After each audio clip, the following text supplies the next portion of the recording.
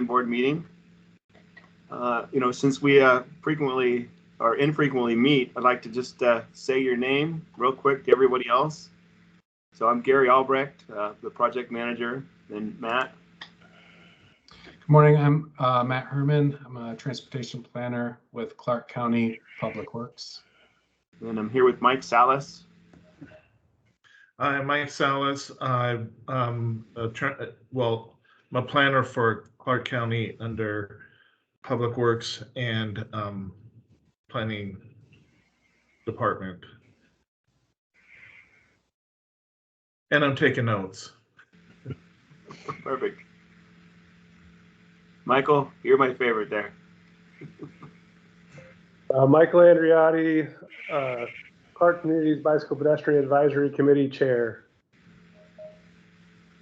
And I suppose I can say that to everybody. Well, you're my favorite too. Thank you very much. I'm representing the Clark County Developmental Disabilities Advisory Board. Linda, you're my favorite as well. Good evening, Linda David with Southwest Washington Regional Transportation Council.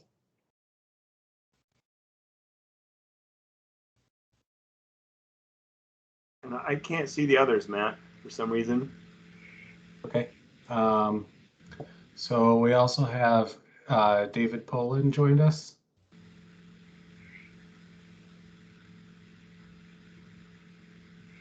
David, are you there? Tanya there? You're there?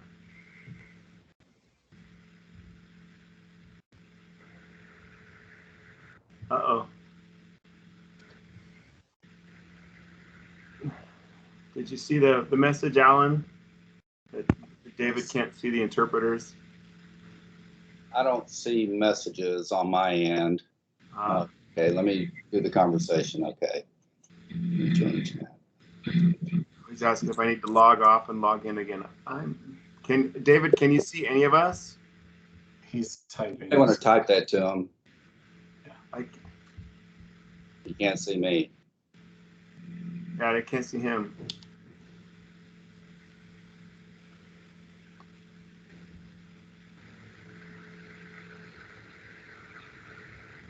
Okay. So he's going to log off and log back in again. Hopefully that will resolve.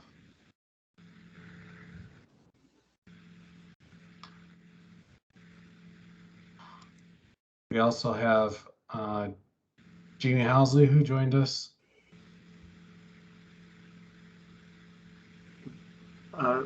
Jamie, I've been telling everyone on our sounding board you're our favorite. So can you say hello to everybody? We don't see each other very often. Yeah. Hi, Jamie Housley, Jordan Remus from the Development Engineering Advisory Board. Thank you, sir. We also have Jay Chester. Yeah, Jay Chester from the Clark County Parks Advisory Board. And last but certainly not least is Tanya Stewart's on the line with us.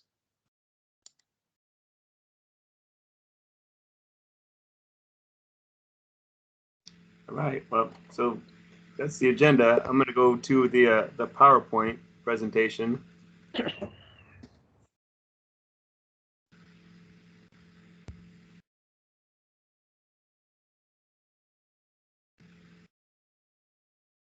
We have today, this month, we've got the welcome and the sounding board topic. Lotus Wall. Good, thank you. Hey, Walt, can you mute, please? I'll try to mute him. Sure. Just give me a call when you're right out front. I'm out back right now, and I'll come over to the side. Okay, he's muted. Thank you. All right.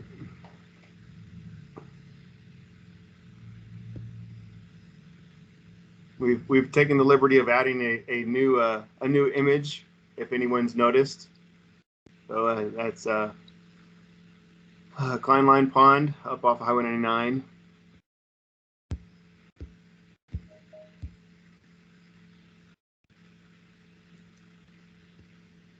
Here is the topic schedule where we're at. So we are in September. So this month we'll continue our discussion, ending our discussion of the freight, rail, and aviation. And then this month's topic is the pedestrians and bikes. Just to pause real quick, Gary, can we see if David can see and hear us? Okay. Hi, I can see the interpreters. I can see boxes now. I keep Great. forgetting that with Yay. a Teams meeting that I cannot use my laptop because usually I have a problem with my iPad with different kinds of meetings. And I keep forgetting this one I can only use my iPad. So I'm here. I represent the deaf community, usually better than that. And you're also on the community advisory. Action Yes, I'm a advisory. community advisory as well. I'm on a lot of things.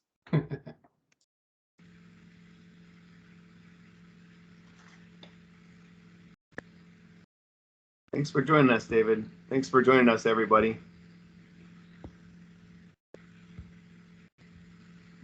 Okay, here's a recap of the questions we had last month. Do our existing policies support growth of our ports, airports, and freight? Do we have an adequate amount of designated freight truck routes for oversized, overweight truckloads and hazardous materials? What can Clark County do to better accommodate freight movements in the transportation system?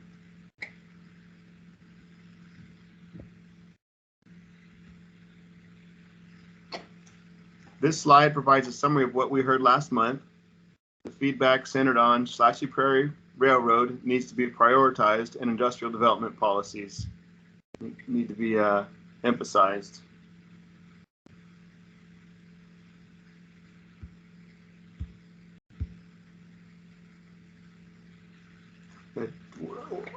We know that trucking freight needs are changing.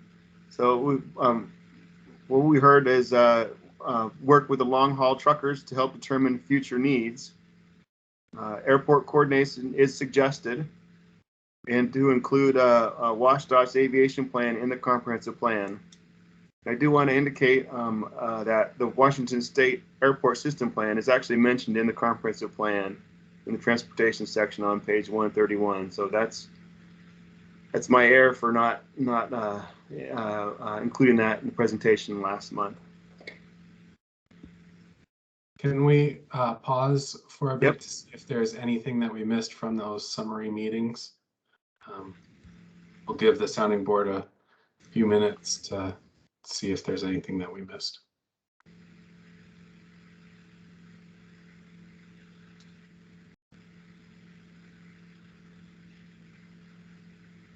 Okay. Ready to move on? It's got September's sounding board questions. We've got 4 questions this month. The first one is, does the bicycle pedestrian master plan reflect our current needs? And we'll talk later on about the master plan. Number 2, to what extent should the county retrofit existing neighborhoods to add sidewalks? Number 3, should private roads in the urban area be required to construct a sidewalk on both sides of the road? And number 4, should we plan our biking infrastructure based on the types of riders? The types of riders that we know of are interested but concerned, somewhat confident, and highly confident.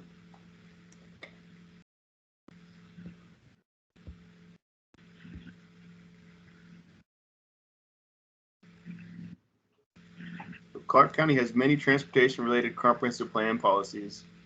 For this presentation, we will focus on the pedestrian and bicycle comprehensive-related policies. The Growth Management Act, under RCW 36.78.210, requires counties and cities to collaboratively develop countywide planning policies. So that's the emphasis on countywide planning policies. The purpose is to ensure consistency between comprehensive plans of counties and cities. The Clark County 20-year goals and policies are specific to unincorporated and rural areas of Clark County.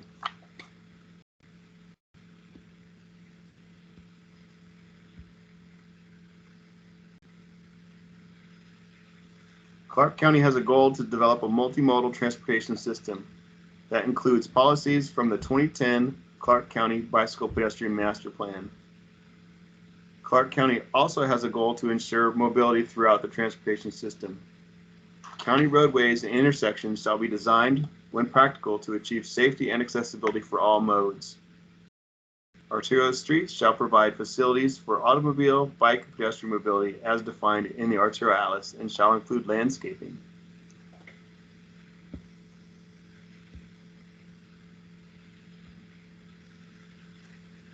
We have a goal to provide a safe transportation system that include providing pedestrian and bicycle safety in the design of county projects that are part of a capital facilities planning. Clark County has a goal to develop a balanced finance program, which ensures that new development pays the costs of its impacts and that adequate public financing is pursued and available.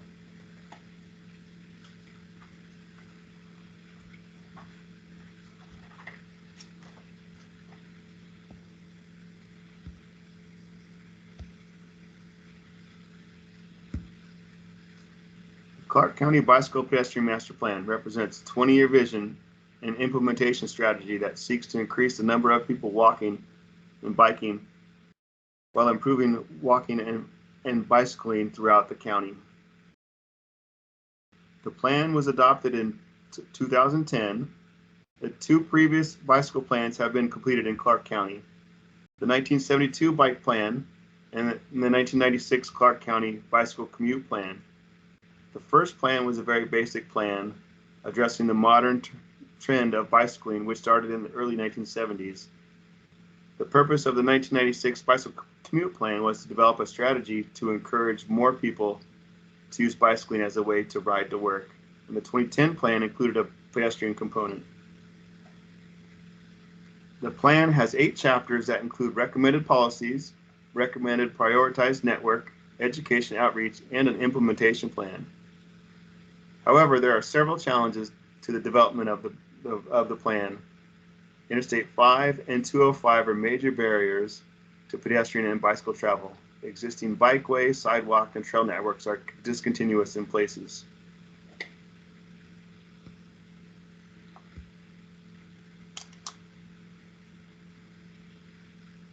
The Clark Community's Bicycle Pedestrian Advisory Committee implements the vision of the Clark County Bicycle Pedestrian Master Plan. The committee's role is to advise Clark County and participating city and state government staff on matters involving transportation for people walking and biking.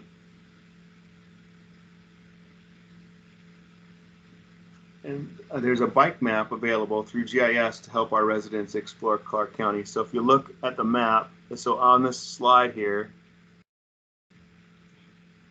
Sorry, click Gary. on that, it'll hate take to you to interrupt. the bike map. Is there any way you can make your screen a little bit bigger there? What's that? Can you make your slide a little bit bigger? Possibly.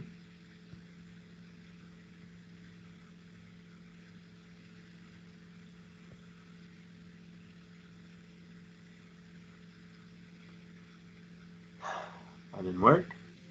No. No.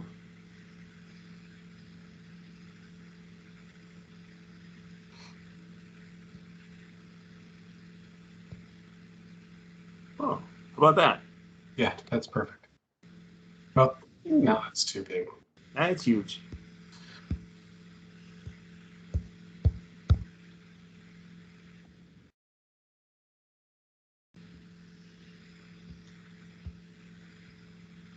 Now I've lost the ability to control the screen.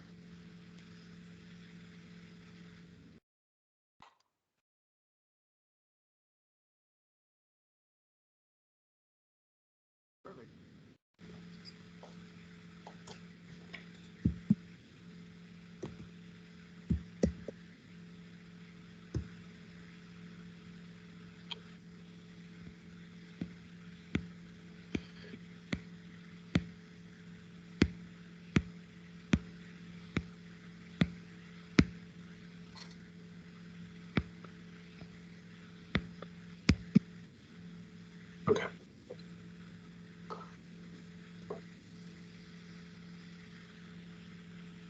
There we go. How about that? It's better. Okay.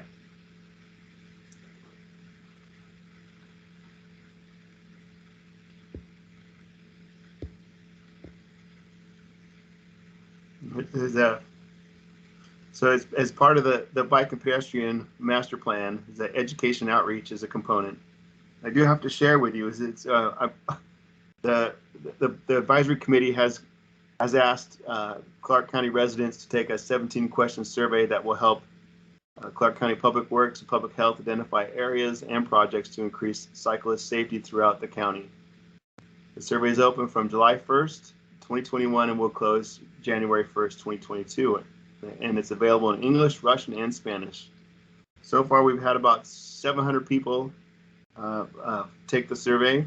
And my goal is to have 10% of the population take the survey, which might be ambitious because I think we're at 500,000 people. So we have a little more to take. So I request each of you to take this survey, please. That would be at least 5 more. 10 more, hopefully. And we can send out the link through email to the sounding board. Okay. We can put that in the notes. We could share with everybody.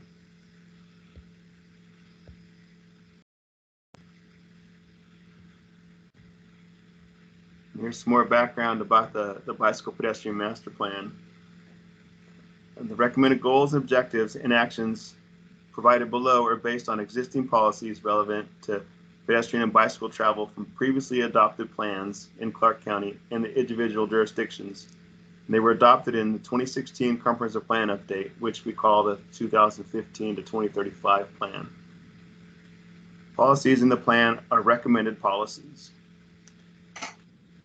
They're organized into 6 categories: developing a bicycle pedestrian network, jurisdictional coordination, traffic management, demand management, education, encouragement, and safety programs, funding, and bicycle pedestrian supportive land uses. Hi, this is Allison, the interpreter. Can we switch now? Do you need to highlight me?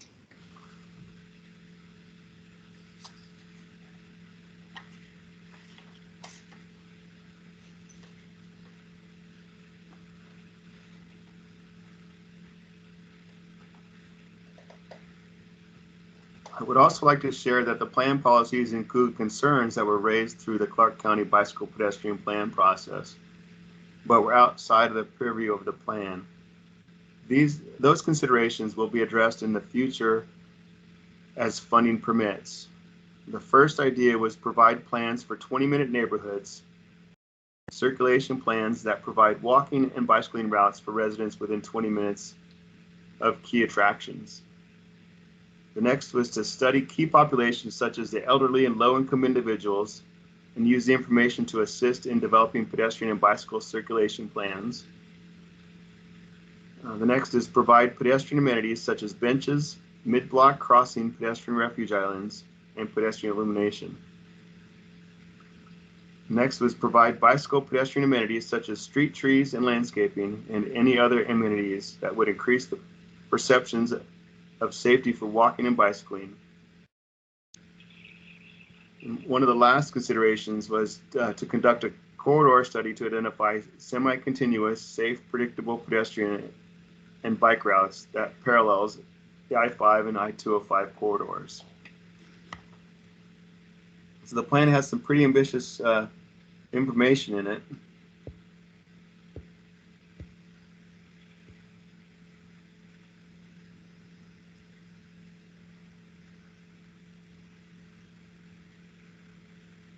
So Clark, the bicycle plan covers the entire county. It's got includes a recommended pedestrian network, which focuses on pedestrian improvements within unincorporated Clark County. While many of the potential improvements benefiting pedestrians fall under the individual cities' jurisdictions, recommendations focus on how Clark County can support their actions while providing appropriate regional connectivity. The map shows the top 10 sidewalk projects that were identified through the plan. The plan was adopted in 2010, and Unfortunately, less than half of the projects have been built.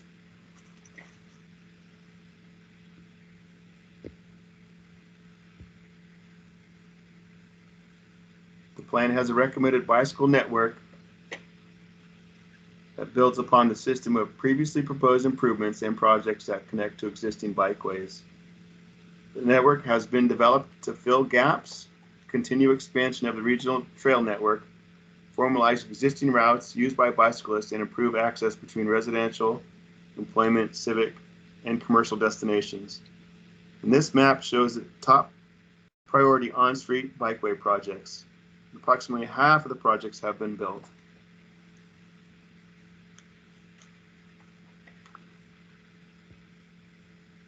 So this map, the Clark County's on-street bikeway network, includes the facilities of shoulder bikeways, and those are 4 foot or wider fog lines. So it almost feels like a bike lane, but it's not striped. So there's actual bike lanes that are separated from vehicle travels and striping, striped with pavement stencils and signage. There's shared lane markings.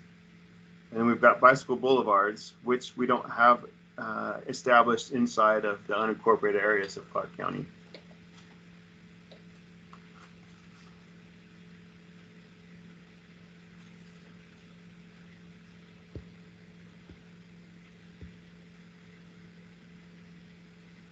You can't have a presentation without a pie chart. So this pie chart shows the methods that people travel to work. You can see that the predominant way in which Clark County residents get to work is by driving alone. The data is from 2018, so we would expect the 2020 data to show a huge increase for those working from home. It will be interesting to see in the future if there is a significant permanent shift to working from home. But from our work moving forward, this chart represents the baseline.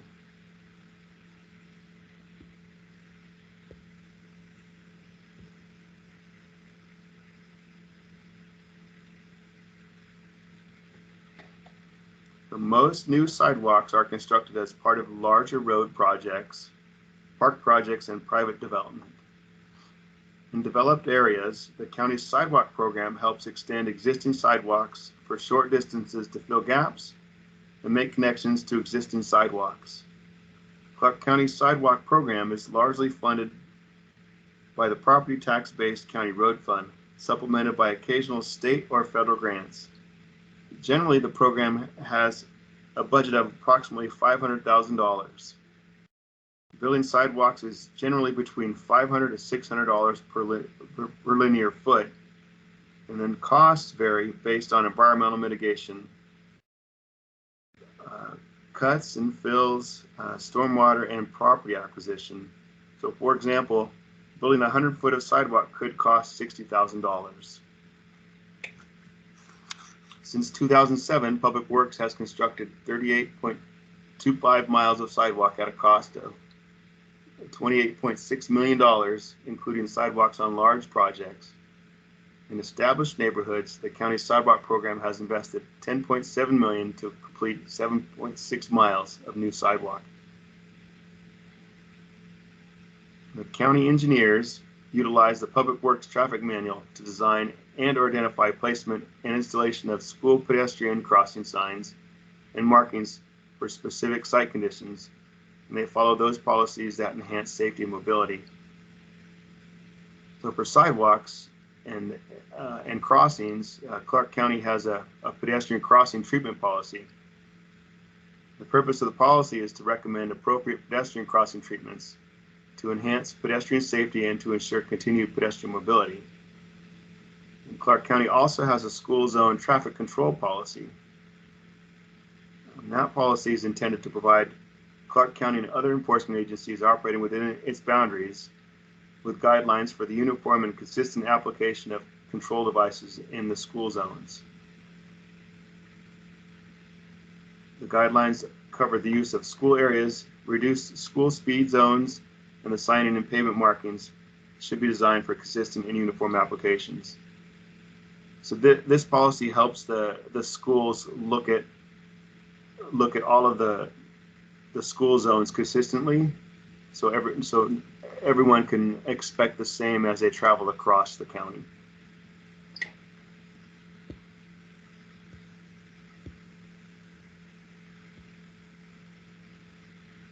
Here you can see the sidewalk requirements for new development in the urban areas. Sidewalks are not required for new development in the rural area. On the left side is the requirement for all public streets. You can see that sidewalks must be constructed on both sides of the street. When sidewalks abut major streets, they are required to be 6 foot wide. If they are separated from the street by a planting strip, they can be only 5 foot wide. Now on the right side is the sidewalk requirements for private streets, where construction of the sidewalk is only required on one side.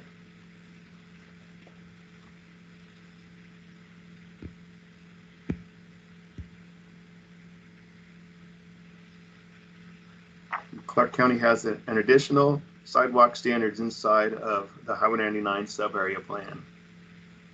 And it was adopted in 2008.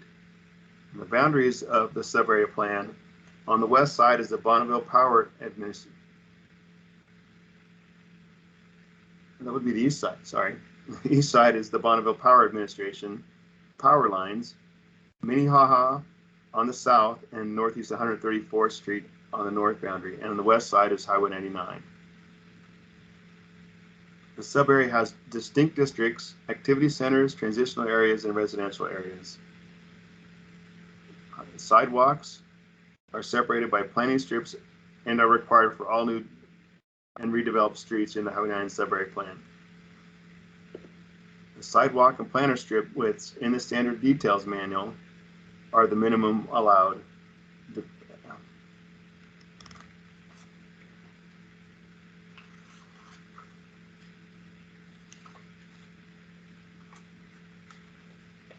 So the additional requirements for the Highway 99 sub-area plan. So the sidewalk shall be separated from adjacent streets by landscape planter strips that are at least 4 foot wide, preferably 6. And then all the streets inside the activity centers are 8 foot wide. And the streets in transitional areas are 6 foot wide, except 8 feet for Highway 99 where right-of-way widths allow. Arterial and collectors in residential zones and all streets in multifamily overlay, they're 6 feet, and then local access roads in single family and mixed residential overlays are 5 feet. And we'll talk more next month about activity centers, but for now, as a starting point, the activity centers, they're listed, they're shown in the map on the left. We've got Klein Line Commons, Tenney Creek Commons, 99 Commons, Parks Commons, and then the Minnehaha Gateway Village.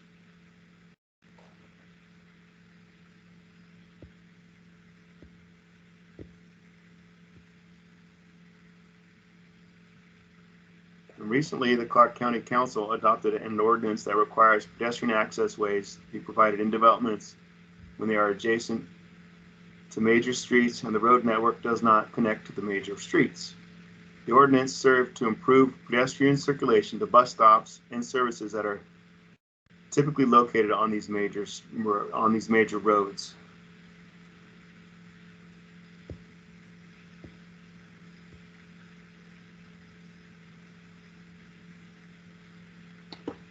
Clark County does have a significant challenge for filling gaps in pedestrian network. Here you see a map on the left of Highway 99 from Northeast 99th Street north. For those that use the places to orient yourself, there's a Burgerville on Highway 99 and 99th Street. The map shows existing sidewalks in red. The photo on the right is looking northbound on Highway 99. It crosses over Tenney Creek. You can see in this photo that the sidewalk stops short of crossing the creek. The considerations for extending the sidewalk include widening the bridge over the creek, narrowing or limiting a travel lane to accommodate a sidewalk over the creek, or removing the bike lane over the bridge. All these considerations come at either a high cost or create a dangerous safety issue.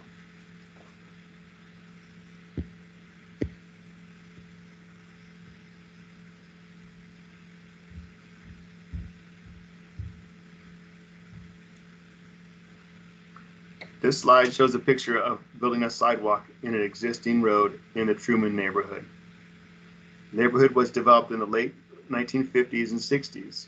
Clark County did not require sidewalks to be constructed at that time. So slowly, Clark County has been trying to fill the sidewalk gaps ever since. This picture of 44th Street is just west of the intersection with St. John's Road, close to actually the best donut shop in the state of Washington, the Donut Nooks. I'm not sure if any of you ever been there, but you got to try their donuts. The sidewalk was built as part of the Safe Routes to School program to give students a path to walk to school to Truman Elementary. The sidewalk was only constructed on the south side of the road. The picture in the upper right corner of the street shows the property acquisition that would have been needed to build the sidewalk to the north side. This need for acquisition made the construction of the sidewalk on the north side costly and infeasible.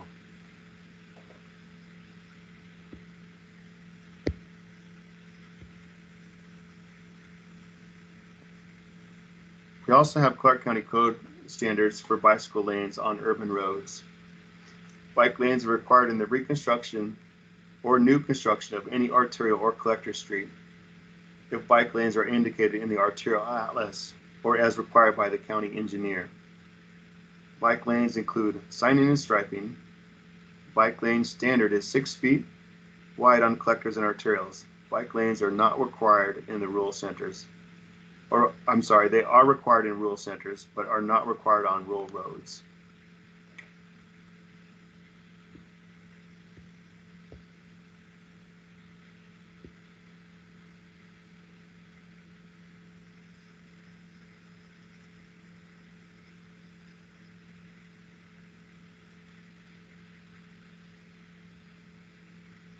This slide shows the typical bicycle signage. Share the road signs were installed when vehicle bicycle use have low posted speeds 25 miles per hour or low traffic volumes, that's 3,000 average daily trips, the ADT or less. Then the width of the road, we call it the curb width, ranges between 40 and 50 feet.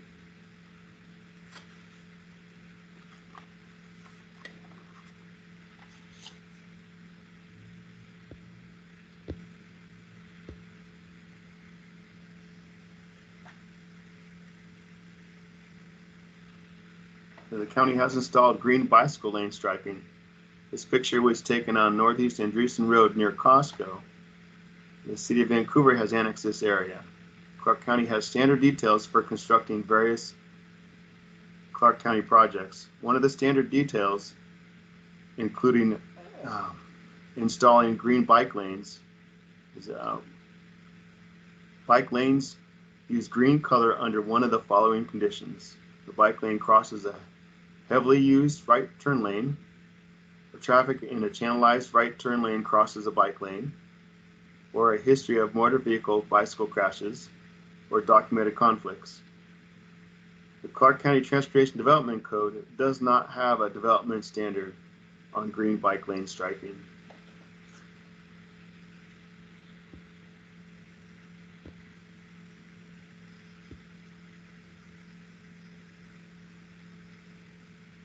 Clark County also has a standard detail for buffer bike lanes. They are 3 foot wide with a 45-degree hash mark. The picture shows a buffered bike lane on Northeast 99 going down the hill from Northeast 134th Street towards Chuck's Produce Market. The county does not have a transportation development code for buffer bike lanes either.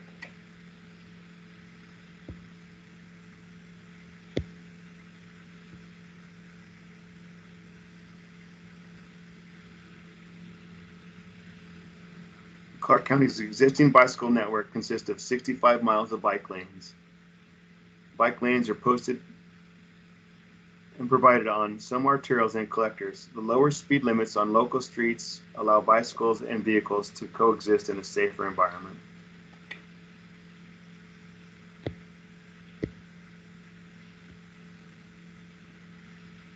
The Bicycle Pedestrian Master Plan presents a 20-year vision and implementation strategy that seeks to increase the number of people biking and walking. while improving bicycling and walking throughout the county. Several of the planned bikeway projects are not on roads classified as arterials or collector streets. So this map shows the proposed roads, or the proposed bike lanes highlighted in pink, which not all of the lines match up with the arterial atlas as far as collectors or arterials. The bike lanes might not be enough encouragement to have more people riding bicycles in their destinations. So I do want to point out that the U.S. Department of Transportation Federal Highway Administration has a bikeway selection guide, February 2019, that discusses decisions relating to the selection of bikeway types. And this slide here gets into those bikeway types. And I've mentioned earlier in the discussion, I mentioned interested but concerned, somewhat confident, highly confident. So this is what I was referring to when I mentioned that. So under the characteristics of different bicyclist needs helped to inform bikeway selection. Characteristics commonly used to classify user profiles are comfort level, bicycling skill and experience, age, and trip purposes. However, people may not fit into a single user profile, and a bicyclist profile may change in a single day. For example, a commuter cyclist who is comfortable bicycling within a bike lane when traveling alone may prefer to bicycle on a quiet residential street or a shared use path when traveling with children. In addition to the other factors, people who bicycle are influenced by their relative comfort level, operating in a close proximity to motor vehicle traffic. Many people are interested in bicycling for transportation, but are dissuaded by the potential for stressful interactions with motor vehicles. Can we switch interpreters at this point? Sure, I'll switch it now.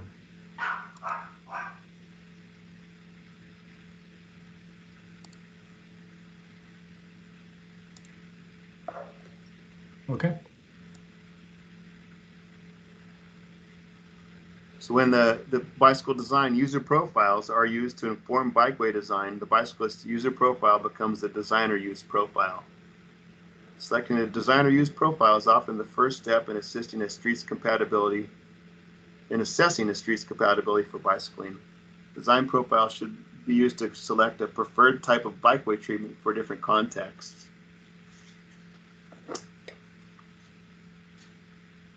So of adults who have stated an interest in bicycling, research has identified 3 types of potential and existing bicyclists. Children were not included in the research and require special consideration in the design of bikeways. And there's some overlap between these groups, and the goal is, as it pertains to the planning process, is to better understand and account for the general needs of different types of bicyclists. So I'll quickly go over what these are, what they entail. So the highly confident bicyclists, these are in our Bicycle Pedestrian Advisory Committee. This is what we call the spandex group. They are highly confident in a small identified group. Some individuals bicycle less frequency. When they do, they prefer direct routes and do not avoid operating in mixed traffic, even on roadways with higher motor vehicles operating at higher speeds and volumes. Many enjoy bikeways separated from traffic. However, they may avoid bikeways which they perceive to be less or too crowded with pedestrians or other slower bicyclists moving. And then we've got the somewhat confident category. They're known as the enthused and confident bicyclists. They're the next smallest group. They're comfortable on most bicycle facilities. They have a lower tolerance for traffic, less than the high confident bicyclist, and generally prefer low volume residential streets and striped or separated bike lanes on major streets. But they're willing to tolerate higher levels of traffic stress for short distances to complete trips to destinations or to avoid out of direction travel. And then the interested but concerned bicyclists, who are the largest group identified by the research. And those fit into this group tend to avoid bicycling except where they have access to networks or separated bikeways or low volume streets with safe roadway crossings. To maximize the potential for bicycling as a viable transportation option, it's important to design bicycle facilities to meet the needs of the interested but concerned bicyclist category. This is generally recommended. Design user profile as a resulting bikeway network will serve bicyclists of all ages and abilities, which includes highly confident and somewhat confident bicyclists.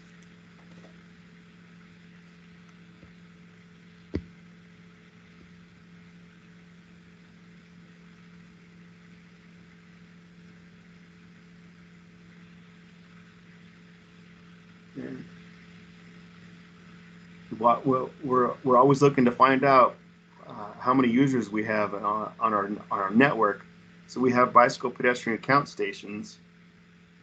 There are currently 21 non-motorized bicycle pedestrian count stations that are manual or permanent count stations.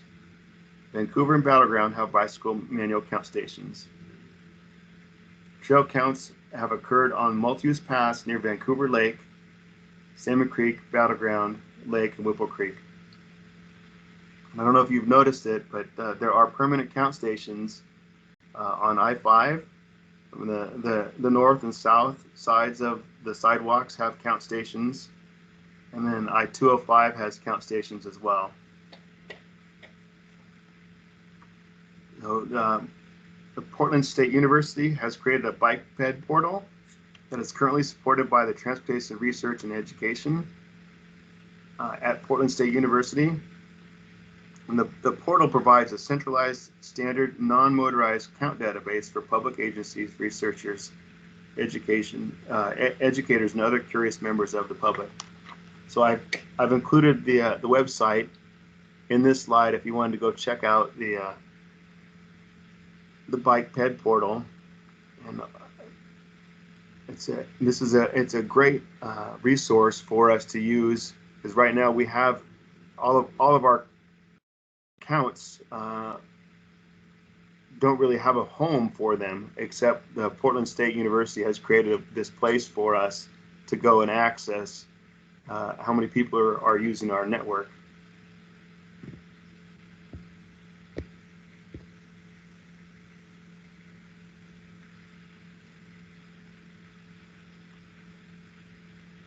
So we do have the ability to actually count pedestrians. I want to point out that the county owns a FLIR camera. That's a type of camera. The FLIR is just an acronym, so it doesn't really mean anything at this point. It's on this picture on the top left is of Highway 99 and 78th Street. And this system here has the ability to create bike boxes and sidewalk boxes so we could actually count how many people are going across the crosswalk. And then another opportunity that we have is at Northeast 78th Street, Northeast Hazeldale Avenue. This camera system has the ability to count pedestrians as well. So Public Works is working on trying to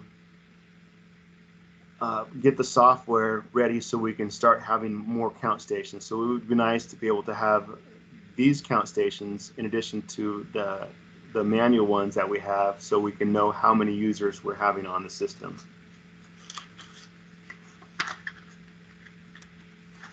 Gary, Rob has his hand up. Go ahead, Rob. So I just wanted to interject. I'm Rob Klug. I'm the acting county engineer for Clark County. We actually have 18 locations that are signalized that have the grid smart cameras at them. And we are working currently. We have a young engineer that we just hired who finished his PhD from Ohio State, and he is helping us go through and work with Grid Smart, the company that makes the camera systems, and our video that we're looking at from those cameras to verify how accurate the camera counts are for pedestrians. and working with the company to improve their software to get us better information. I see that it's on another account. That's all I had. Thank you. Thanks for sharing that. That's exciting to me because I get to work with the engineer that's looking into that, so I can help him try to figure this out.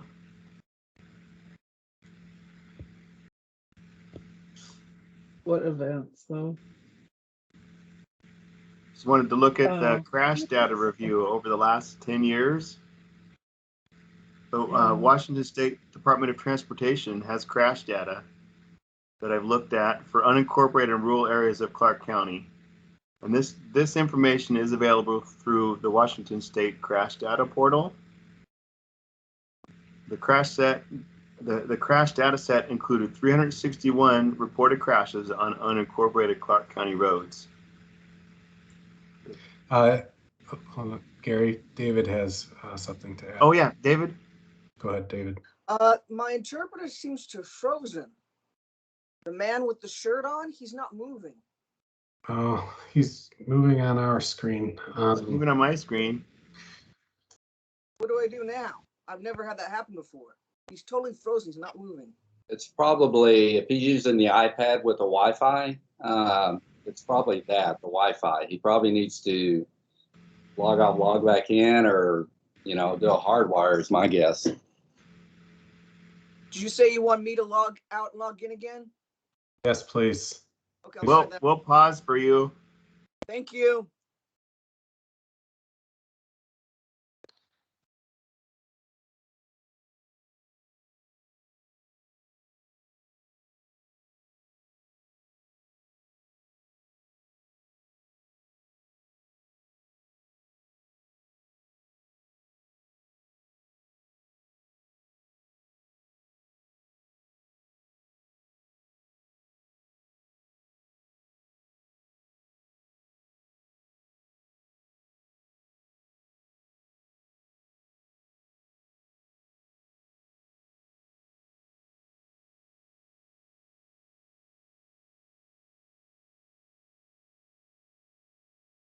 I can see him. You're moving now. That was weird. Yeah, you became kind of like a robot. Thank you. Glad it's working again. So the data set that we looked at, I selected the pedestrians by injury type and bicyclists by injury type. So bicyclists from 2011 to 2021 were involved in 161 total crashes. 2 were fatalities, 15 suspected serious injuries, 95 suspected minor injuries, 43 possible injuries, and 6 bicyclists had no apparent injuries from the crash.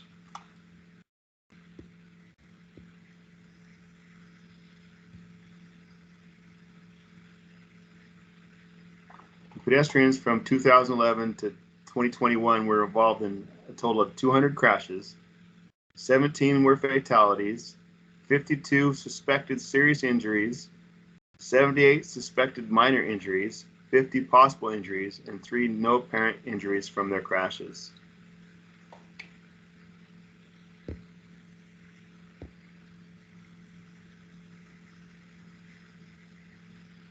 And then let's circle back to our questions that we need help answering.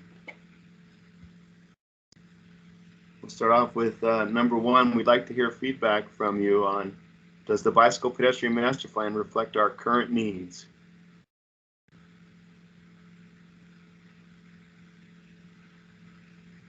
I would say in concept, yes. Showing David Pollard with his hand raised. Go ahead, David.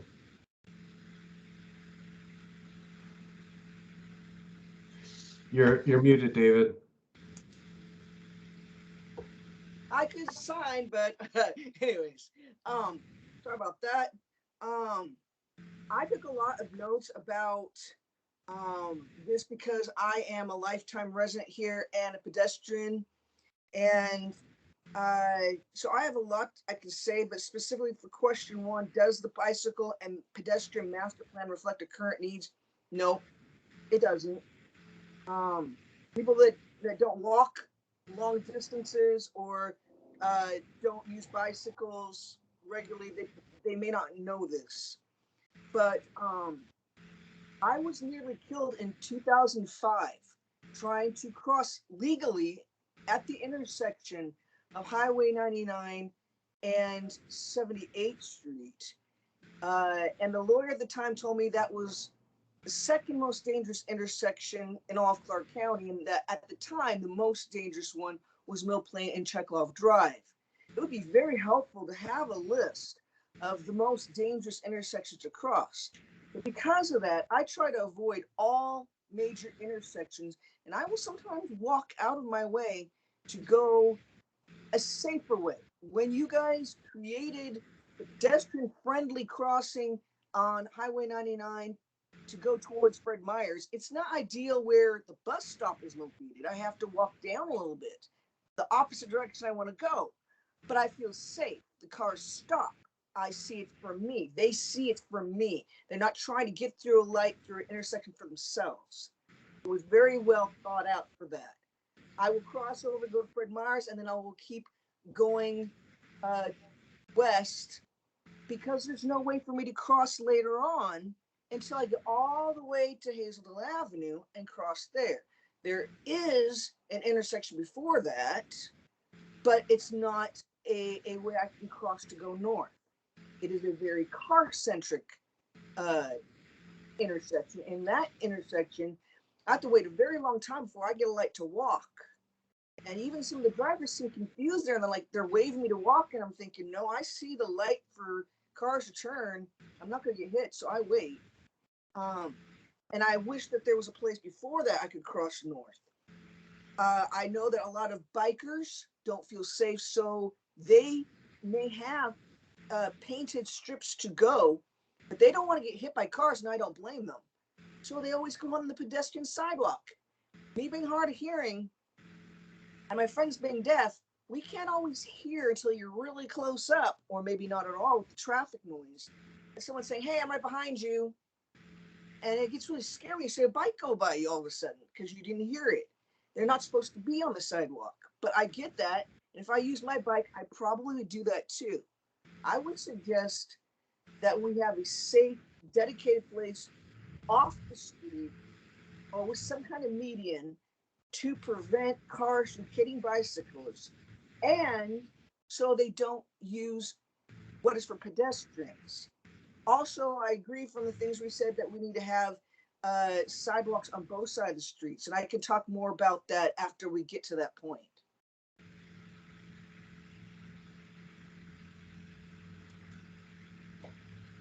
Thank you, David. We have other hands raised. Rob? Oh, Michael Andriotti, I believe you are next. I just wanted to quickly add on to David's point. So initially I had said in concept, yes, it does. And the reason I say in concept is because it's driven so much on data, and a lot of the stuff that David was saying is the data that the plan needs in order to fill what its goals are. And it has been very difficult for us as a pedestrian advisory committee, bicycle pedestrian advisory committee, to get that data. But while the plan does have all these projects and connections that we need, we don't always know if they're the right connections, if they're the connections that people are looking for. And so a lot of our focus the last probably almost 3 years now has been trying to get the data that we need in order to use the plan to its fullest capabilities. And so that's why I say in concept, it meets the needs, because it's lacking a lot of input to be able to use it efficiently. Thank you for that. For lacking input from data. Great. Tanya Stewart, I'm showing your hand raised. Sure, thank you. Can you hear me okay? Yes. Okay. So I'm representing the Commission on Aging. I'm a commission member. So thinking about this from the angle of the older adult or aging in place, want to make sure that we highlight lighting. And if you brought this up, I apologize, but making sure that there is adequate street lighting throughout when using for the older pedestrian. The second is the curb height and making sure that there, wherever there is a intersection or an opportunity to cross, that there is some consideration for lowering the curb on just a risk of falls. And those were two. I think I had one more, but I'll just raise my hand again if it comes back to me. Thank you. Thank you. Mr. Gordon, I have you next. Yes, thank you. One of my concerns is item number 2, which is the extent should the county retrofit existing neighborhoods to add sidewalks.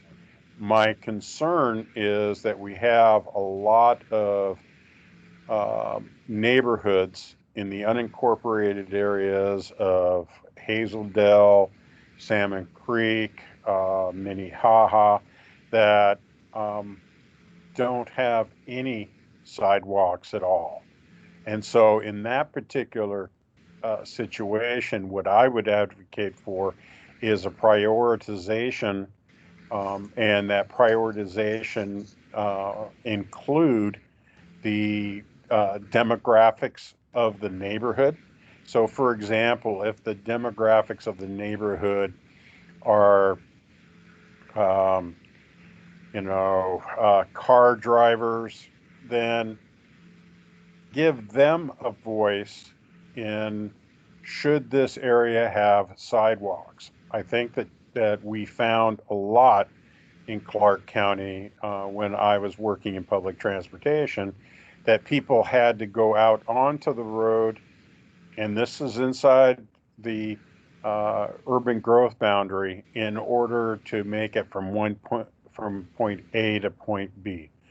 I would much rather prioritize, because I know how expensive sidewalks are. So in that particular case, I'd advocate for that in research. Okay, can we go ahead and switch interpreters at this time? Sure, I will switch that now.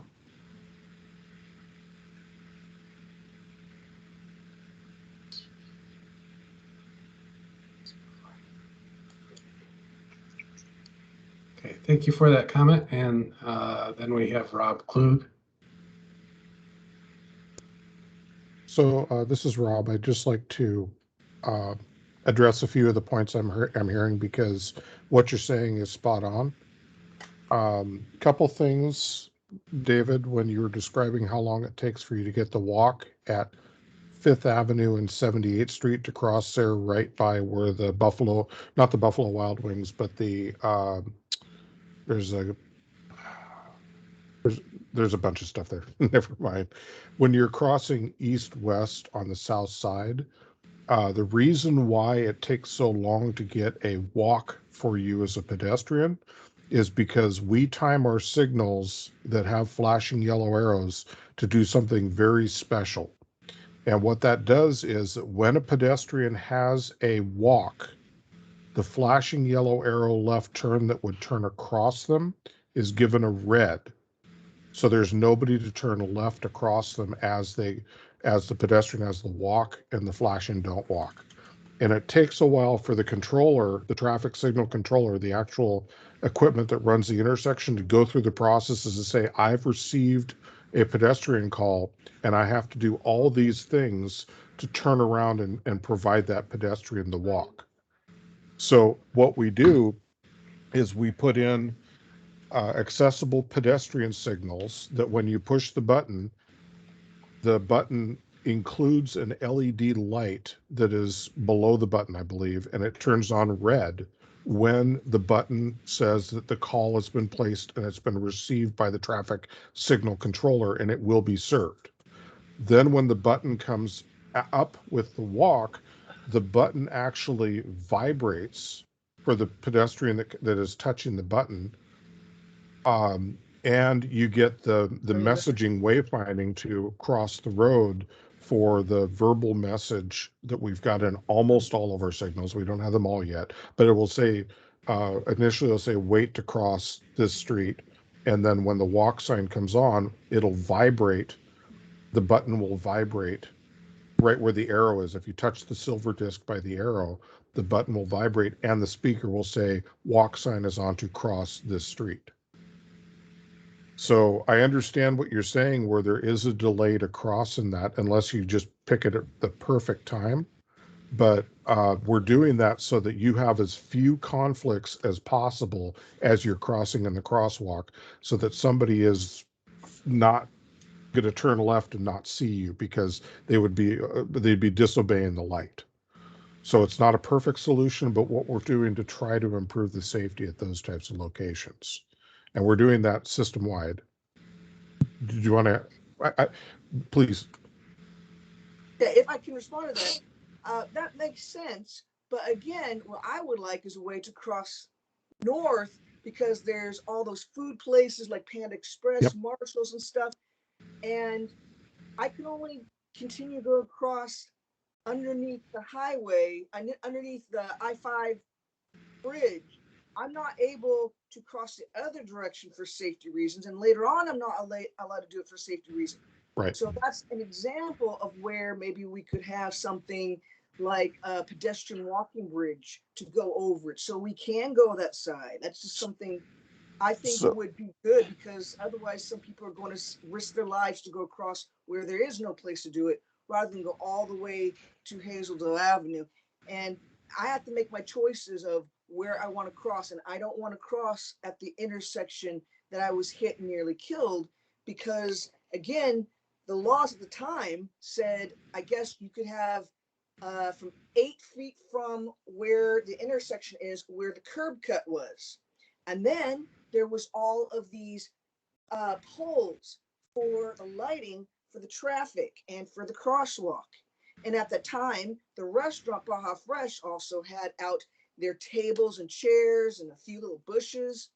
Person that went across and was turning to their right couldn't see me because there was all these distractions, and the sun was setting just a little bit, probably getting a little harder to see. She had some people that were in the car that might have been talking. I had the right of way. I did nothing wrong. I was directly into the road. I was already on the road when she scooped me up and got me and then crushed me in the building. I'm very blessed that I'm alive today. I'm happy that God let me be here to be with you guys today, to try to make intersections like that safer. The lawyer told me that if I had died, they might have changed the law, but because I didn't die, they're not going to change the rules. They think it's safe. I don't know the details behind your situation, so I'm not going to comment on that. But I can tell you that I was directly involved with the design of the traffic signal there for 78th Street and 5th Avenue, right exactly where you're asking to be able to talk cross north-south. In that particular location, the DOT, the State Department of Transportation, wanted to make sure that there was never any chance that the traffic could back up from that signal back into the interchange and affect the freeway for the potential of a high-speed rear-end collision on the freeway.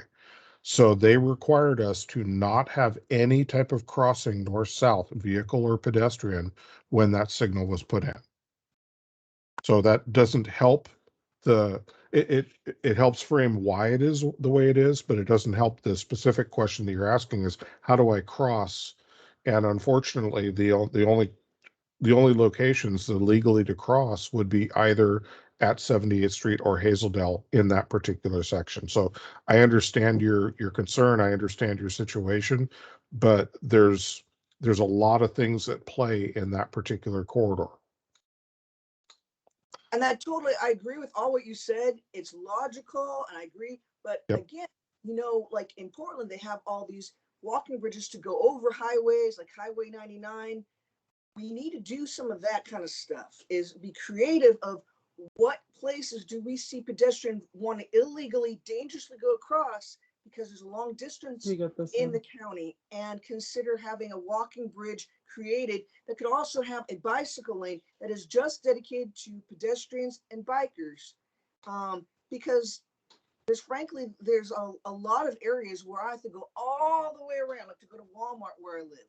That's a long way, where they could maybe put a walking bridge that goes from behind like Target to go to Walmart. They just haven't created that yet. Okay. So the second thing I wanted to address was a question about street lighting for pedestrians. I'm going to be horribly bureaucratic here. Please understand, the state law does not require that counties provide street lighting. It does require that cities provide street lighting. We do not generate taxes for the purposes of putting street lighting in the way a city does. So with that being said, we do understand that there is a need, because really 78th Street doesn't look any different than any city road. 99th Street doesn't look any different than any city road. So we have been looking at opportunities to say, how can we find the money to put in a program for street lighting? And unfortunately, to date, it has been so expensive that we couldn't do it without having something else not be done, such as sidewalk infills, such as the requests we get for traffic calming, such as requests that we get for parks, etc. Given the revenue stream that we have, we can only do so much. So your question is absolutely on point. I get it. We're trying to find a way that we can do that, but that's going to require that we come up with more money. And right now, all the money's been spoken for. So just to recap, what we've heard from this question number one is safety should be prioritized. Safety is paramount for pedestrians as well as bikers. Having bikers use their facility rather than the sidewalks both improves the pedestrians' safety. In concept, we're fulfilling the current needs in the bike and ped master plan, but we lack the data to have quantitative analysis to do it. Lighting needs need to be adequate, and curb heights need to be sized so that it reduces the falls for elderly. We also received answer to question number two, and I think we can go from there. Unless, David, you have something to add?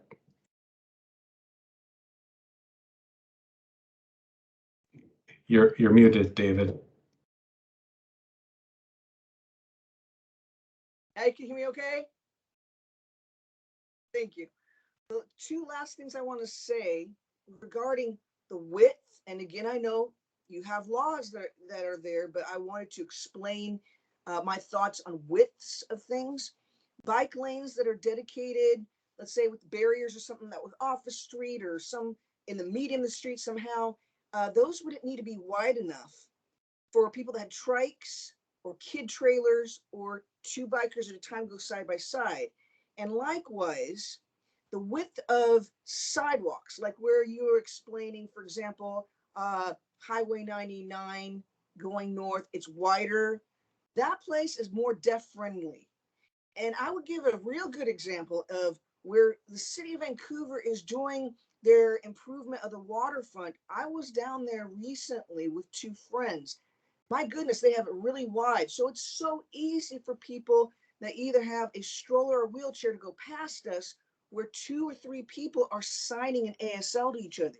What a lot of people don't realize is the really narrow roads, it's fine if you're a hearing person talking to be side by side and maybe another hearing person can pass you that is not in a wheelchair. But if you got two wheelchairs going past each other, or if you have people that are using ASL, I sign this much around me. And then there's going to be a space, and then the next person's going to have that much space around them. And then the person has to feel comfortable going around us. So a lot of times people will either like tell us or point to us to move to the side, or we'll see them and we have to go like this, a narrow line. And when that narrow line happens, it's not definitely, we're not able to communicate. So that can even be a barrier to deaf people deciding where they're going to walk. I've seen deaf people walk off the sidewalk, right there where the bike lane is, or where the side of the road is, so that they can continue signing. Thank you. Gary, I think we can move on to question number 2 here. And we did receive a response from Walt regarding the prioritization of to add sidewalks be based on elderly populations and those who do not drive. Linda, you have something to add? Yeah, before the meeting, I was looking through these questions, and that's a note that I had put for question 2. 500,000 a year that Gary referred to earlier in our presentation doesn't go very far. So I'd made a note, we need to prioritize where the retrofitting should happen. And I, similar to what Gordon had, demographics, look at the demographics of the neighborhood, but I also have, you also look at neighborhoods where you need to gain access to schools, and centers of activity, and yeah, funding is an issue in retrofitting, but it's very much needed. Oh, and also I had a note saying also you need to look at prioritization where you're close to transit lines, so you can let the residents have ease of access to transit. He wasn't sure exactly when. They're at least a couple of weeks out. 1 second.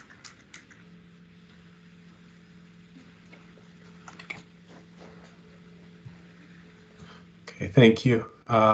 Looks like the interpreters need to switch. Is that correct? Oh, I'm sorry. That looks like Michael Andriotti. Yeah, so Linda hit on it, and I think everybody's kind of hit on it a little bit.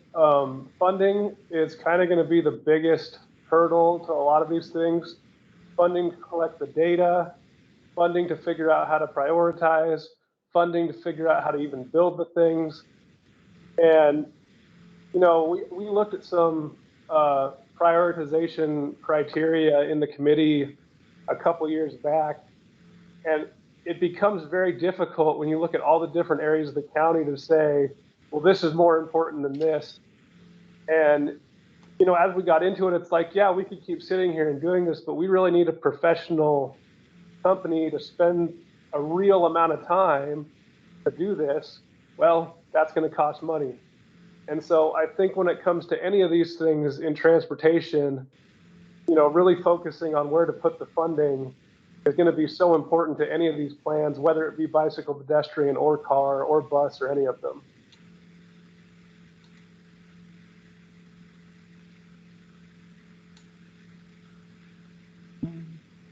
Thank you for that.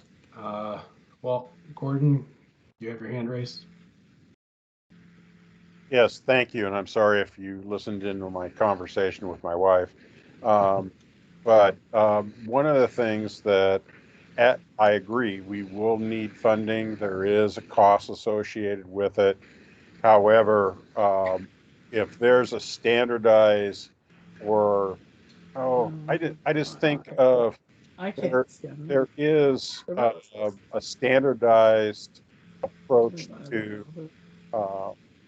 to do sidewalks, and I think that could be minimized as far as the design feature.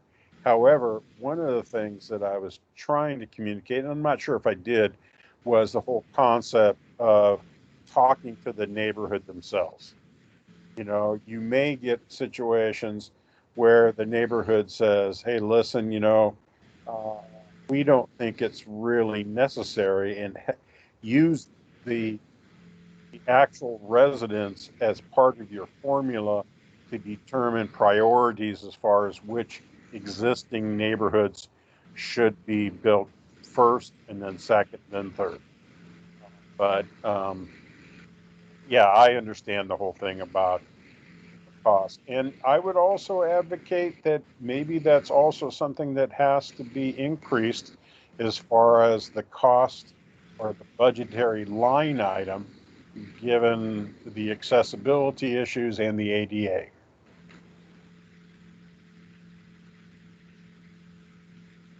Thank you very much for that. Tanya Stewart, you have your hand raised. I do. I have another, I have a question. The data that you presented earlier on the stats, Gary, I think it was the stats on pedestrian versus car. Is that broken down or available by location? And can we look at it based on year-over-year trends at all? So without asking for any more money or any more investment in studies, what's already the data that's already there? Yeah, right in here. Is that something that is broken down? And the other thing that I was thinking of that I had forgotten originally was, are we able to break it down by who? So older, younger, in addition to the location. We have the ability to look into all of that. So, you know, from my point of view, what I would like to have happen is so we have our pedestrian crossing prioritization program. So we've looked at 7,000 intersections throughout the county, and we've got a scoring for them.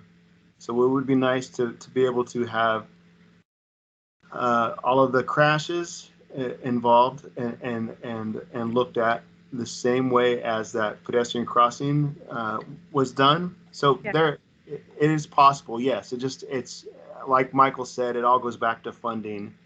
I mean, we have the ability to do this. It would take some time and a consultant to help us figure out the best methods to do this. But it's on my radar, and it's the work that hopefully will get done. Great, thank you. I will add, just from a technical perspective, I totally agree that we should look more into the data and find out the demographics of who those crashes were associated with. The difficulty is then it's nice to see a trend line, but it's very difficult, and we don't want to get into the status of prioritizing based on one type of person or the other type of person. Well, and I can definitely see that angle, Matt. So I appreciate that. I'm trying to get to the perspective of just a starting point. So, you know, if in that trend we saw that in a specific location and with a specific demographic, there's a really hot issue that should be addressed. That's just a nice place to start. So yeah, thank you. Totally agree. Interpreters. Yeah. You know, the reason why the crosswalk was built on Highway 99 by 78th Street is because of crashes. So I mean, so we have looked at crashes and specific areas. So I mean, we'll continue to look at other areas, and where are there are higher crash areas. Our engineers go back and figure out solutions to the problems. And we could do could do that. Walt Gordon, you have your hand raised. Yes, I would actually challenge the thinking that we can't prioritize based on the most likely consumer group or individuals that would use the sidewalks. One of the things that I've had to face years of being a bureaucrat for 40 years was the lack of common sense that sometimes we inflict upon ourselves by saying, well, we can't do that because we need to be fair to everybody, when we all know that certain individuals aren't going to be using the sidewalks or aren't going to need curb cuts, and certain areas will just naturally generate more walking individuals and people with disabilities. I think prioritizing based on the most likely individuals to use the system is not necessarily the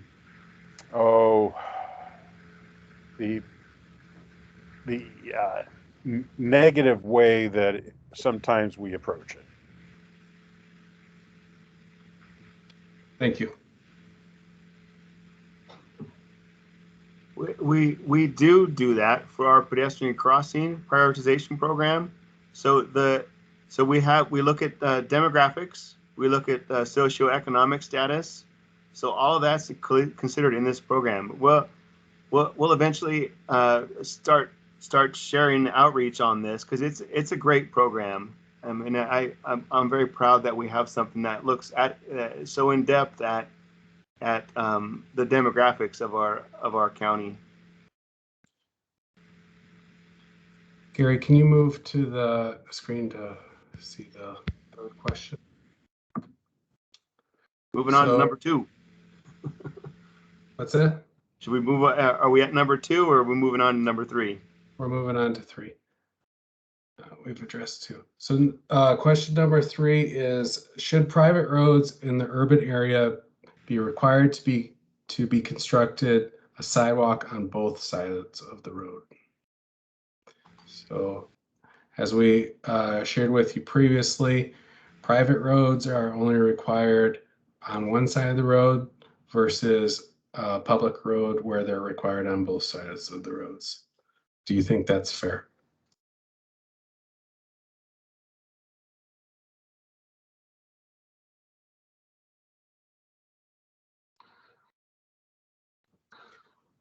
Michael Andriotti, you had your hand raised first.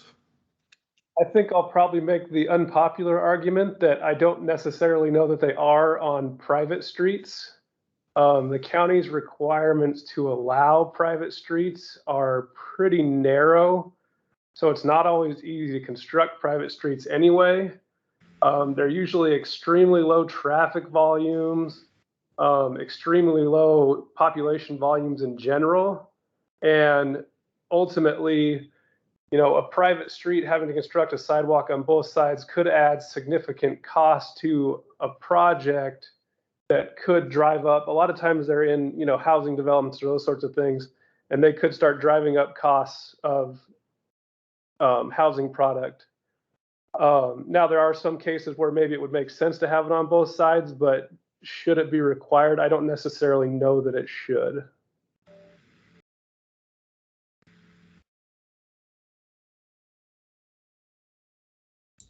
Thank you. Linda, David, you have your hand raised. Yeah, I had a similar issues that Michael Andriotti just told us about. And, I was just asking, how many private streets are there as a percentage of the street system in Clark County? And then the other question, well, is there a likelihood that they may begin their sort of life as a private street, but then turn over to public street? So I think the answer to the question for me is it depends.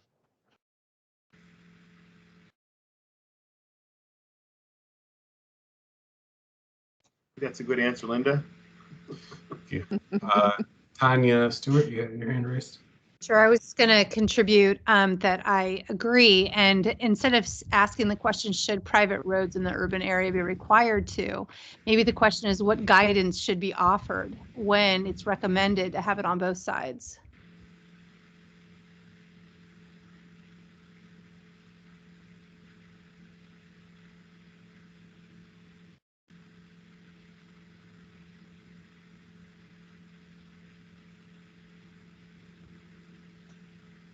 Thank you so much.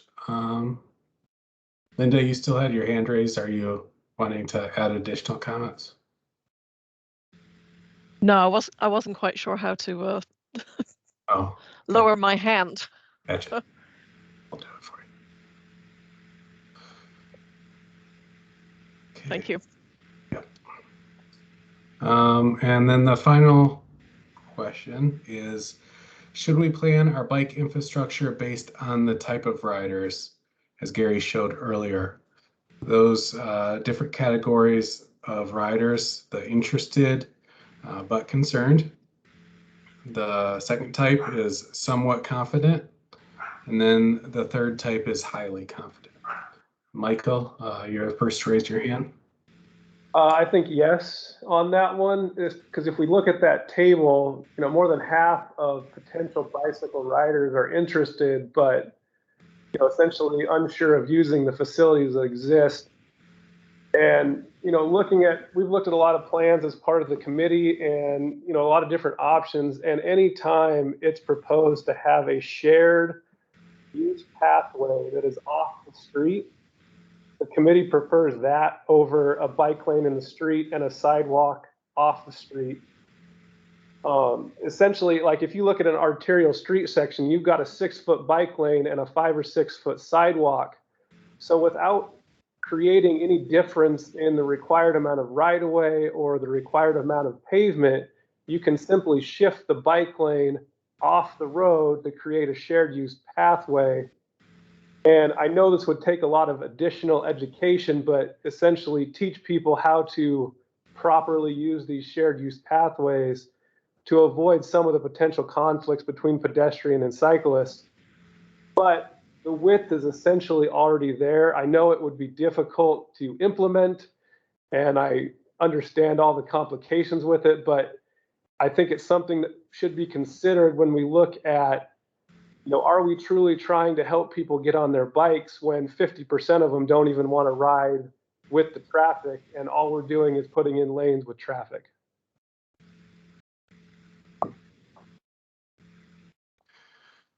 Great, thank you. Tanya Stewart, you're next. Thank you. Yeah, so I am not a well-versed biker, and I would be in the least confident category. My question might be a bit naive.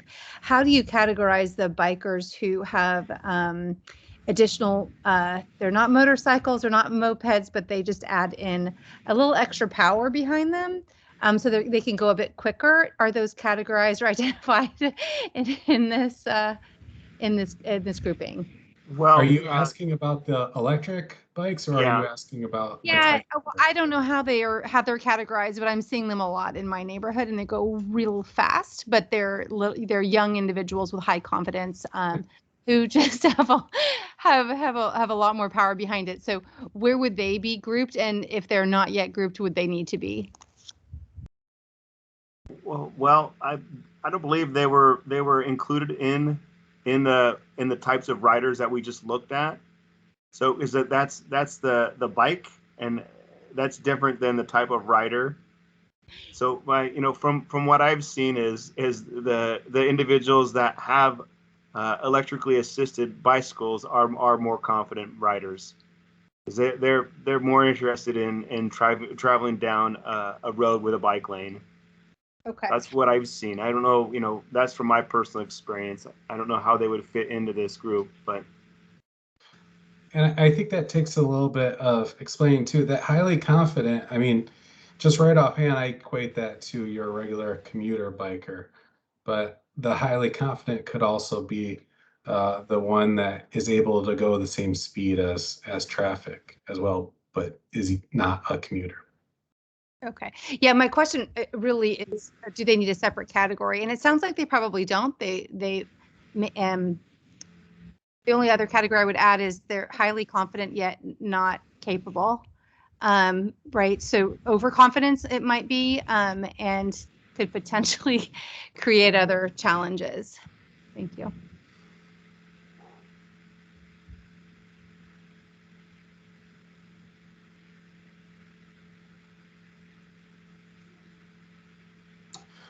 Okay, Michael Andreotti, you still have your hand raised? I just kind of wanted to add to the end of that, because that's kind of one of the things we deal with in trying to educate people through the committee and figuring out how we can educate people, is that overconfidence, not just in cyclists, but in cars and in pedestrians, and making decisions based on that overconfidence that are unexpected. And so I think if we could find a way through the plan to either fund education or get education programs out there to better teach people how to interact with each other in an expected manner. For example, I was driving home the other night, and there was someone using the bike lane in the wrong direction, and it was very confusing for a lot of people, and it was kind of dusky, so there was bad light in a lot of places, so it was extremely dangerous, both for the bicyclists and the drivers who weren't expecting them to be going that direction in that lane. And so I think funding for education would be a huge component of anything going forward for all users of all, abilities and types in the system.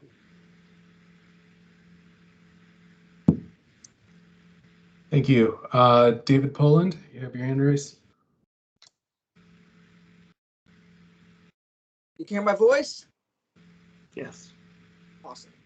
I want to add on what he said because I got my driver's license in 2018 at 911 driving school up there in Salmon Creek, which is actually one of the weird places where when I tried to go down the hill, we were discussing there was no safe sidewalk to get to the grocery store down the hill at Chuck's Produce.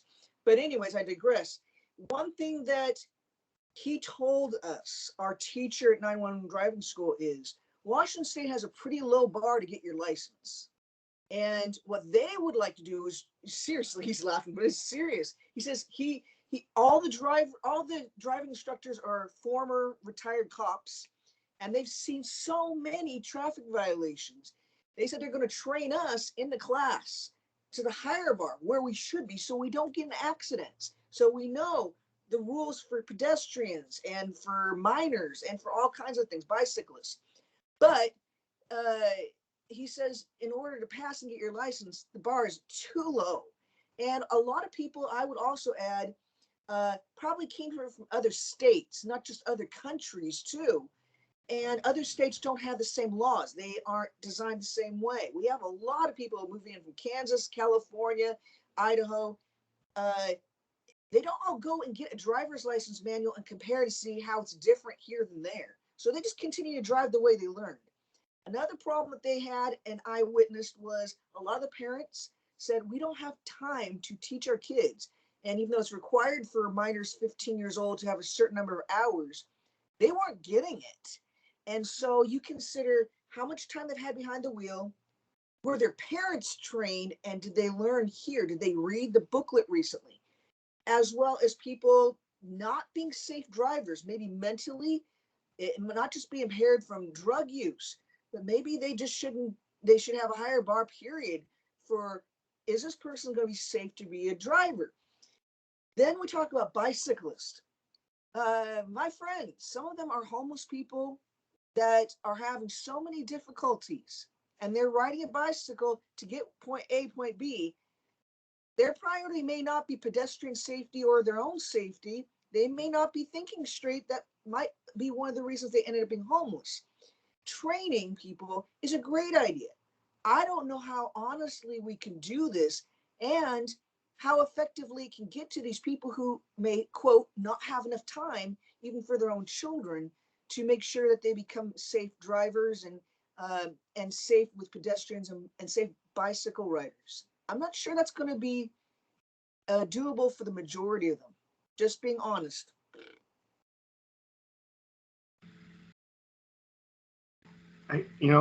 Washington State has a Target Zero program, so 0 deaths. That's what we're going for.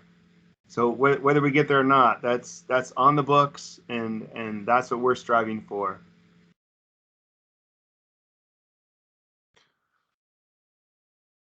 So, and that could be something that the sounding board wants to talk about too, is if Target Zero goals should be implemented in the county rather than at the state level.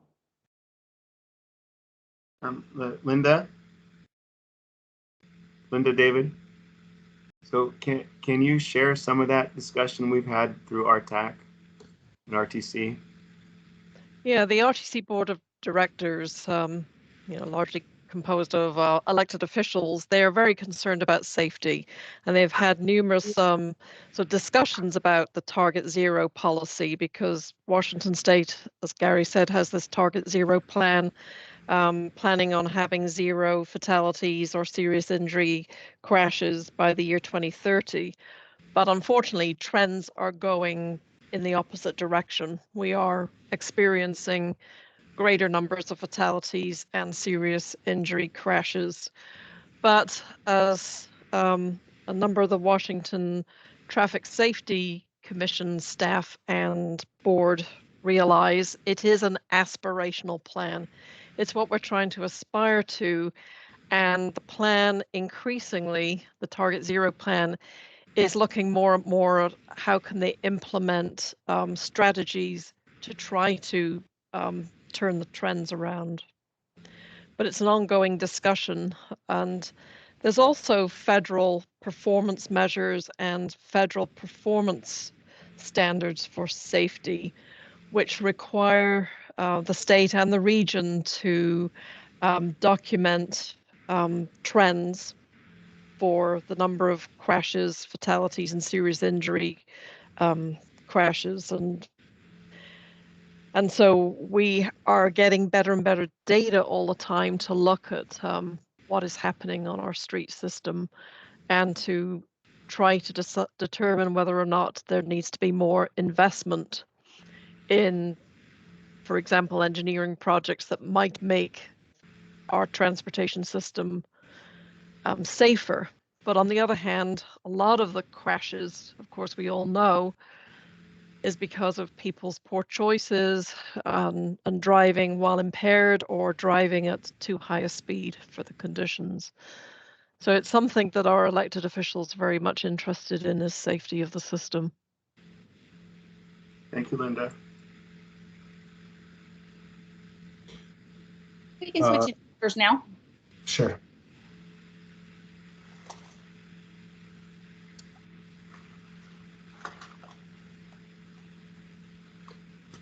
Okay, Michael, you have your hand raised. Yeah, I had one concern that's kind of existed on Target Zero, that as a bicycle pedestrian advisory committee, we talked a lot about this when the signals were removed on 500. They were focused solely on vehicle crashes, and they removed any pedestrian bicycle crossing at those intersections. And I believe the funding cycle that's coming up for the state is the cycle to put back in the crossings. And while it's great that they have a plan to put this in, it still has to get the funding. The funding wasn't actually in place for the pedestrian improvements. And so I think when we look at the potential of Target Zero, it's a great goal. I just think we need to make sure that if we're going to put funding to removing vehicle crashes, there also needs to be the funding immediately available to maintain or improve pedestrian and bicycle facilities at the same time. Otherwise, we end up with what we've got at 500, where COVID hit and the state had to shut down and funding is unknown, and something like that is likely going to be the first project to get funding pulled from it. Excellent comment. Thank you. Does anybody have anything more to add regarding just the broader level of bike and pedestrian facilities in the county? Okay, Gary, do you want to move on to the next slide there? Hi. And the last slide here is just a reminder, for reporting road concerns and speeding, we provided links and contact information to provide and report road concerns. So this information is available through the PowerPoint presentation if you forget and you want it later on. And that's it. Okay, so there are a couple things that the sounding board wants that you'll get through an email. It's a survey to that bicycle safety project that Gary talked about, as well as we'll send out a link to that bike and pedestrian portal that the Portland State University has, so you can take a look at that. Any more comments before we conclude the meeting tonight? Please get as many people as you can to take that survey. We need that data. Thank you, Michael. All right. Glenn Young, you have your hand raised. You want to add something? Go ahead. Yeah, I apologize. I signed on to the meeting a little bit late and wasn't aware that it was kind of a community forum here. I just had Just one to comment. interrupt you a bit, I apologize. This isn't necessarily a community forum. It's a sounding board that's made up of several different representatives of appointed advisory committees from the county. So it is not a general forum. It is a sounding board made up of select boards that represent Clark County's advisory. Okay, so no public comments then. No, but public comment's okay. We Yeah. allow public comment, so you're totally fine. Yep. Okay. Yeah, I was just going to mention that I think it's critical that we, in all transportation decisions, that we not forget the community at large. We tend to focus on transportation and getting people to and from safely, which is important. But we learned in the 50s and the 60s that we have to be conscious of the community that we are moving people through. And we made lots of mistakes with the implementation of the national highway system. And one of those examples I would bring up is we have to be careful with some of the projects that we do. In my neighborhood, there were bike lanes installed that removed parking. And I don't think, the engineering was done. The data was researched. I'm sure that ultimately our road will end up being safer for cyclists than it was originally. But at the same time, the safety of some of the residents was made worse because we're an old neighborhood. Many don't have driveways. Most don't have garages for sure. And so we literally have some people that are living mid-block that have no place to park their car. So they have to park about a block away. And so you think, well, big deal, but it is a big deal when those residents are elderly, when they're disabled and such, and especially come winter time. It snows, they don't plow the side streets anywhere.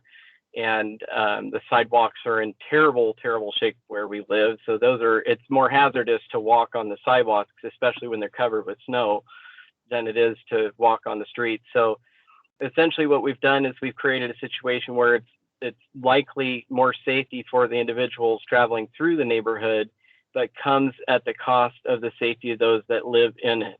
So I just think it's critical that when we make transportation-based decisions, that transportation is not the only thing that is considered, but also the community. Thank you. Thank you. Rob, you have your hand raised. Yeah, I'm just curious, if you wouldn't mind, Glenn, what neighborhood was that? What street was that? It's a Haug neighborhood. It's in city limits on Columbia Street. Okay. So just so we're clear, we're talking about unincorporated Clark County here, not within the city limits of the cities. So we're focused on unincorporated Clark County. So if you see that in the county, please do let us know where that's occurring. Sure, it was more just kind of a conceptual thing of we just can't forget the community at large when we're making these decisions. Yeah, and you're absolutely spot on. And we had a situation here earlier this year where we changed some designations of roads, and we looked at what the opportunities were for people actually to park on those roads as opposed to something else. So that's why I wanted to make sure it wasn't where the location was. Thank you.